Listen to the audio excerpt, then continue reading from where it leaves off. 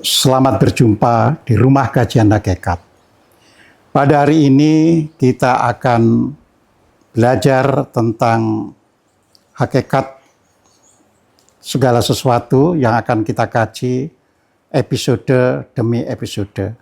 Dan hari ini kita mulai dengan episode pertama, yaitu tentang makna syariat, tarekat, hakikat, dan makrifat. Perhatikan gambar buah kelapa yang ada. Ya. Kita tahu bahwa buah kelapa itu sebenarnya bermacam-macam jenisnya. Dengan demikian warna kulitnya juga berbeda. Ya, ada kelapa hijau, ada kelapa gading, ada kelapa biasa. Bagi yang tentunya yang sudah paham tentang buah kelapa ya akan mengenali. Sama dalam kehidupan kita ketika melihat sosok manusia, kita juga bisa memperhatikan bagian luarnya, yaitu tampilan tubuhnya.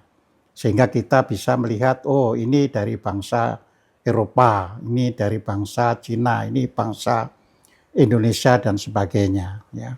Nah, segala sesuatu itu ternyata tidak hanya yang di luar saja yang kita amati. Ya. Tentunya kita juga ingin tahu lebih dalam. Sebenarnya di balik yang tampak itu ada apa. Nah sekarang silahkan Anda melihat ya buah kelapa tadi yang sudah dibelah. Ya. Di situ kelihatan ada bagian kulitnya yang paling luar, terus ada sabutnya, dan ada daging buahnya. Ada tempurung dan ada daging buahnya. Nah, jadi ini kalau kita amati. Ya. Nah, sekarang kalau kita lihat lebih jauh, ya. Nah di sini lebih tegas lagi. Jadi buah kelapa tadi sudah dikupas serabutnya atau sabutnya. Sehingga tinggal bagian dari tempurungnya atau batoknya, dan kalau dibelah kelihatan ada ya tempurung yang warnanya itu hitam, kemudian daging buah kelapa yang tebal. Apa maksudnya kalau kita ingin memahami dalam kehidupan ini? Ya.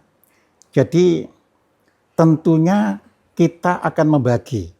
Ya. Jadi ketika orang memahami sesuatu yang tampak muka, yang lahiriahnya, yang kulitnya, ya inilah yang disebut sebagai istilah kalau di dalam laku agama itu syariatnya. Jadi kalau kita hanya melihat kulit sampai sabutnya. Kalau kita lihat lebih dalam, ya kan di situ ada tempurung. Tempurung inilah yang namanya tarekatnya. Lalu ada daging buahnya. Daging buahnya itu yang disebut hakikatnya. Ya. Jadi di sini kita harus paham. Dalam kehidupan laku kita ini tidak lepas dari laku syariat, tarekat, dan hakikat.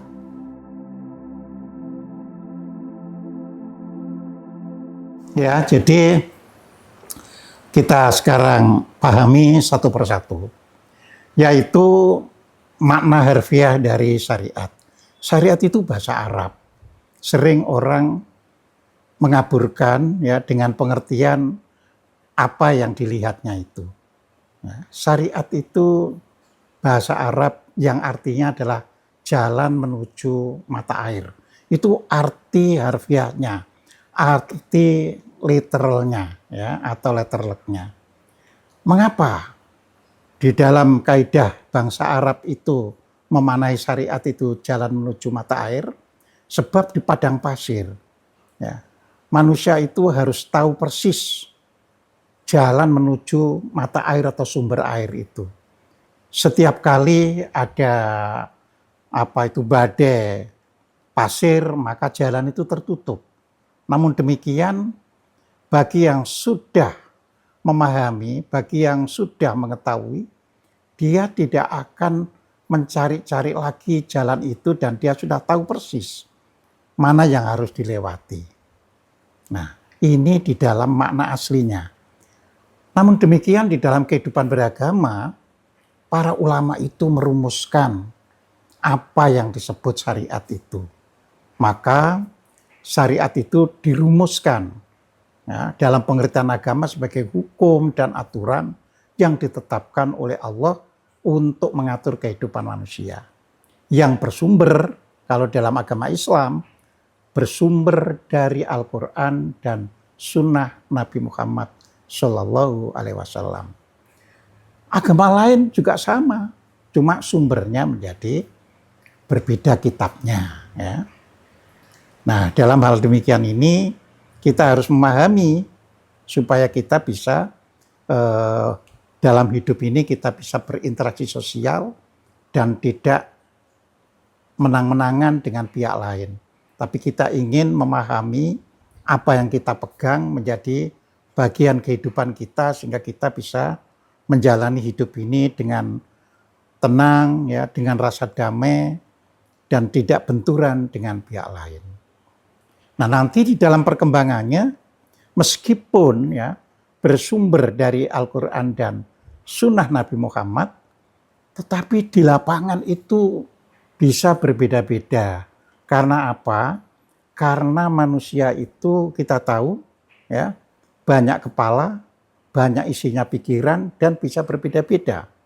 Ya, setiap orang itu punya latar belakang yang berbeda, punya pengetahuan yang berbeda, kemudian lingkungannya juga bisa mempengaruhi, maka di dalam memahami syariat pun meskipun sumbernya sama, tetapi itu bisa berbeda maknanya. Dan disinilah kita harus berani, ya, istilahnya itu membuka pikiran kita, ya, kita tidak boleh menutup diri, terus langsung mengatakan pihak lain salah, pihak saya yang benar. Bahwa seseorang mengakui apa yang dipegang itu yang paling benar tidak menjadi masalah. Tapi ketika orang mengatakan yang lain salah, dirinya yang benar, itu bisa menjadi masalah. Ya. Nah, misalnya di dalam agama kita tahu kitab-kitab tentang syariat, ya, yaitu berupa buku-buku fikih, yaitu buku-buku tentang pemahaman syariat Islam. Itu ditulis oleh banyak ulama. Ya, kita tahu kalau di dalam agama Islam, ya, kalau di dalam agama Islam itu ya, yang namanya bidang kajian fikih itu terdiri dari mazhab-mazhab. Yang besarnya misalnya di agama Islam itu ya ada mazhab yang disebut Ahli Sunnah dan ada yang disebut mazhab Syiah, ya. Yang Ahli Sunnah biasanya dikenal dengan nama Sunni, ya. Dan di sini juga sebenarnya banyak mazhabnya, cuma 4 yang paling dikenal, ya. 4 itu meliputi mazhab Hanafi, mazhab Maliki, mazhab Syafi'i dan mazhab Hambali, ya. Nah, itu mazhab-mazhab ini adalah para tokoh, para ulama yang mengkaji, memikirkan tentu sesuai dengan keluasan ilmunya dan lingkungan hidupnya. Nah, Indonesia misalnya, ya, dulu mula-mula ya tidak mengenal mazhab itu sampai tahun 80-an masih banyak orang yang tanya, apa sih yang disebut mazhab Syafi'i itu? Apa sih yang disebut mazhab yang lain itu? Ya, tidak dikenal. Karena memang pada mulanya agama hanya diajarkan oleh kelompok-kelompok, ya, keagamaan atau yang disebut sebagai organisasi masyarakat, ya, keagamaan. Ada misalnya di Islam ini ada Nahdlatul Ulama, ada Muhammadiyah, ya, dan ada yang lain-lainnya lagi. Nah, kalau kita lihat ya kan? Mereka ya biasanya yang mengajarkan tidak terlalu memperkenalkan madhab-madhab lainnya. Walaupun di belakang hari setelah banyak orang belajar agama, banyak orang mencoba mendalami agama, lalu dikenallah istilahnya, oh kita ini yang hidup di Indonesia ini ternyata sebagian besar mazhab Syafi'i. Ya.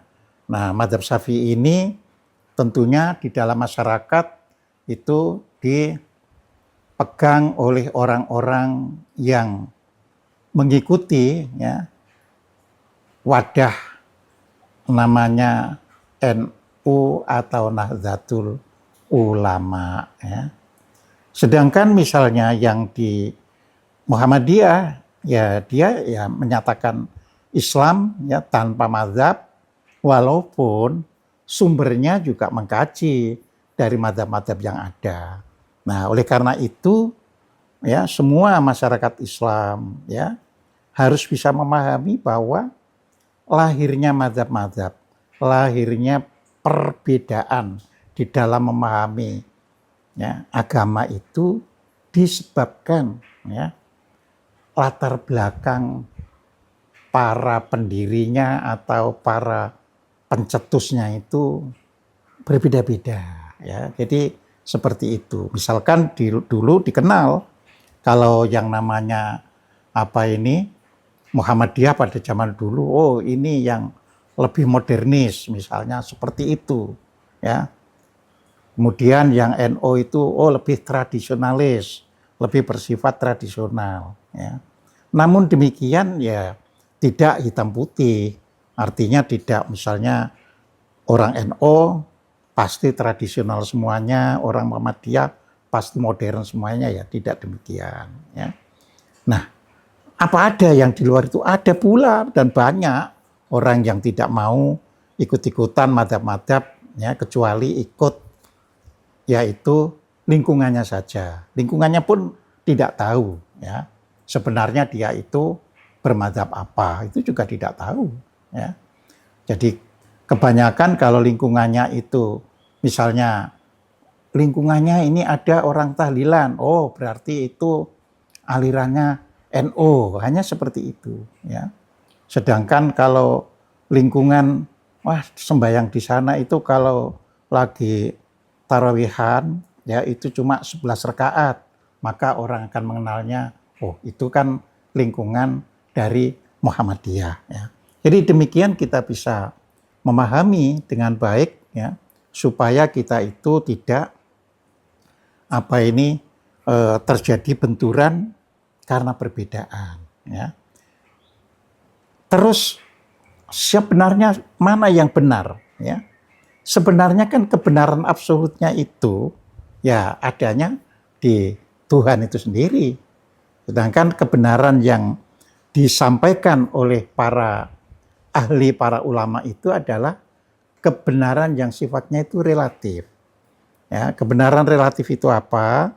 Yaitu kebenaran yang berkaitan dengan objeknya, kondisi lingkungannya. Ya, maka itu namanya kebenaran relatif. Ya, jadi kita tidak perlu misalnya saling adu ngotot bahwa yang benar itu ini tidak, karena itu kebenaran relatif. Tetapi setiap orang berhak ya yang namanya berpegangan pada kebenaran yang sudah diterimanya, sudah diajarkan oleh keluarganya, orang tuanya atau gurunya. Nah, dengan demikian kita akan bisa beragama itu tanpa benturan dan mengerti adanya perbedaan ya.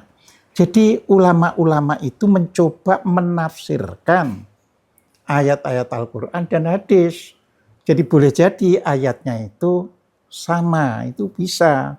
Ayatnya sama akan tetapi ya pemahamannya berbeda. Nah, kita ambil berikutnya, contoh berikutnya ya. Kalau kita lihat ya di situ ya di Al-Qur'an ya, tadi kan kita ingin belajar syariat, tarekot, hakikat dan makrifat ya. Ya tentu hari ini yang bisa kita sampaikan syariatnya dulu supaya tidak bingung ya. Jadi syariatnya itu tadi sudah dijelaskan. Lah nanti ada episode berikutnya yang juga mengupas tentang tarekotnya ya. Ini kita supaya bisa paham ya. Nah, berdasarkan misalnya surat Al-Jasiyah yaitu surat 45 ayat 18 ya. Di situ dikatakan bahwa nabi itu mengikuti ya syariat yang diturunkan oleh Tuhan ya. Tapi di situ diterangkan syariat itu ternyata dikaitkan dengan lawannya yaitu hawa nafsu. Nah, ini supaya kita bisa memahami lebih jauh. Jadi sebenarnya orang yang tidak mengikuti syariat itu artinya orang yang mengikuti hawa nafsunya. Nah, sekarang kita harus tahu apa sih hawa nafsu itu? Ya, sebenarnya di dalam bahasa Arabnya ya hanya ada kata hawa saja, ya, dan ada kata nafsu saja, dua hal yang berbeda. Jadi kalau nafsu itu artinya ya keinginan, itu nafsu. Nah, kalau hawa itu sebenarnya di dalam bahasa Arab itu artinya adalah sesuatu yang mendorong kita sehingga jatuh. Ya. Atau hawa itu bisa dipahami sesuatu yang menjatuhkan, yang membenamkan kita. Nah, dengan demikian, hawa nafsu itu apa? Dorongan, ya, dorongan keinginan kita yang luar biasa sehingga kita tidak bisa mengontrol, ya, perilaku kita. Nah, itulah hawa nafsu. Tetapi ketika kita itu menginginkan sesuatu dan kita bisa mengontrolnya, ya berarti bukan hawa nafsu. Ya, itu ada di surat 45 ayat 18. Ya.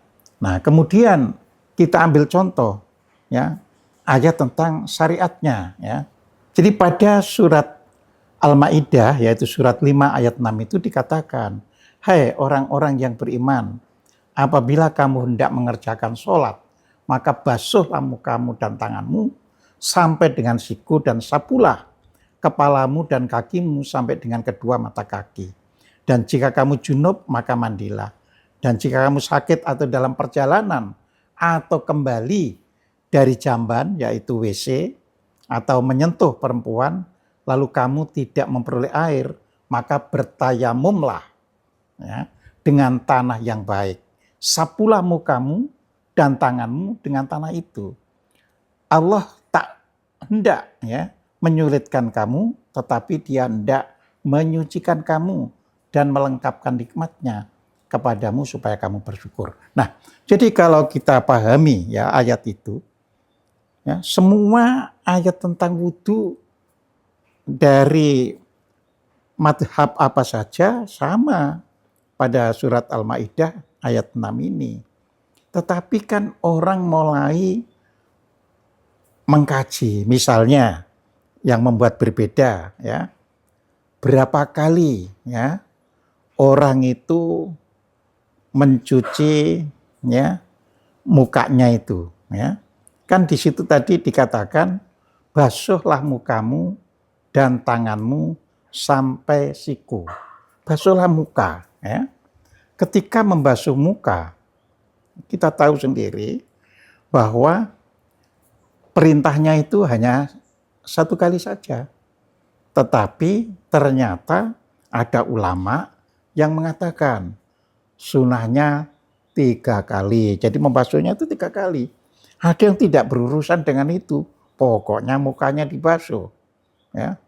Begitu pula ada yang menyatakan membasuh itu pas muka. Ya, tidak boleh menguras air. Pokoknya yang penting muka, tidak. Tapi betul-betul mukanya itu dengan air secukupnya sudah terbasuh. Nah, tentunya ulama yang berpikiran demikian terkait keberadaan air itu. Kalau airnya itu pas-pasan, ya tentu digunakan dengan seminimal mungkin, tapi bisa membasuh mukanya. Jadi seperti itu. Begitu pula di situ kan dikatakan membasuh tangan sampai siku, ya. Nah, di sini ada yang ya memang bunyinya itu ya sudah pokoknya sampai siku, nggak boleh sampai lebih dari misalnya di atas siku ya. Ada yang seperti itu. Tapi ada yang yang penting kan sikunya sudah ter apa ini tercuci semuanya. Nah ini pandangan, namanya penafsiran ya. Bunyi ayat sama tapi penafsirannya itu berbeda ya. Jadi inilah yang harus kita bisa memahami. Begitu pula ketika membasuh ya kepala ya. Di situ kan cuma dengan apa ini kalimat ya sapulah kepalamu ya. Nah ini pun ada yang betul-betul ya cuma rambutnya ini diusap. Ada yang ya dengan air banyak itu kepalanya sampai basah ya. Jadi seperti itu ya, di masyarakat itu. Ya, jadi kita harus bisa memahami. Nah kemudian di situ kan ada ya ada kata-kata berwudu itu ya kan kalau juga setelah menyentuh perempuan. Ya. Ini pun berbeda mazhab, berbeda cara memahaminya. Jadi kata-kata menyentuh ya, itu dipahami ya dalam arti yaitu menyentuh dalam arti hubungan seksual. Tapi ada pula yang memahami menyentuh dalam arti persentuhan kulit laki-laki dan perempuan ya, tetapi di situ bukan apa itu mahramnya atau muhrimnya. Nah ini juga penafsiran semuanya. Al-Qur'annya sih hanya menyatakan seperti itu ya. Lalu tayamum. Ada yang bertanya, loh kok tayamum itu menggunakan debu, apa enggak kotor ya. Nah tentu dalam hal demikian ini kita juga harus paham ya kan. Ya dulu agama ini kan diturunkan di daerah padang pasir. Ya padang pasir itu banyak sekali ya istilahnya debu pasir itu halus sekali. Dan itu biasanya steril karena pasir itu panas sehingga jenis bakteri atau hama lainnya itu akan mati. Oleh karena itu bisa dipakai tayamum. Tapi kalau itu misalnya di Indonesia misalnya ya debu itu wah penuh dengan apa itu hama, penuh dengan penyakit dan sebagainya. Jadi tidak sesederhana itu ya. Makanya orang Indonesia berusaha mencari air. Ya, kalau tidak ada air pun berusaha mencari air. Karena itu tadi. Nah, bagi orang-orang yang misalnya sedang di pesawat terbang dan tidak berwudu, biasanya cukup menempelkan pada dinding pesawat karena diyakini dinding pesawat itu pun ada debunya ya. Jadi seperti itu. Nah, demikianlah ya, bahwa untuk memahami syariat itu bisa berbeda-beda dan tidak mengherankan bahwa di Indonesia ini ya kalau dilihat dari berbagai aliran ya sangat banyak karena apa? Karena cara memahami syariat itu bisa macam-macam. Nah, nanti dalam episode untuk apa itu syariat, torekot dan hakikat berikutnya, nah kita akan jelaskan tentang perbedaan antara di syariatnya dan di tarekatnya. Jadi demikianlah episode pertama yang kita bahas dari sisi pemahaman tentang syariat, tarekot, hakikat, dan makrifat. Kalau ingin tahu apa arti yang sebenarnya tentang tarekot, tentang hakikat dan makrifat, maka kita ketemu lagi di episode berikutnya. Terima kasih, sampai jumpa lagi di episode yang lain.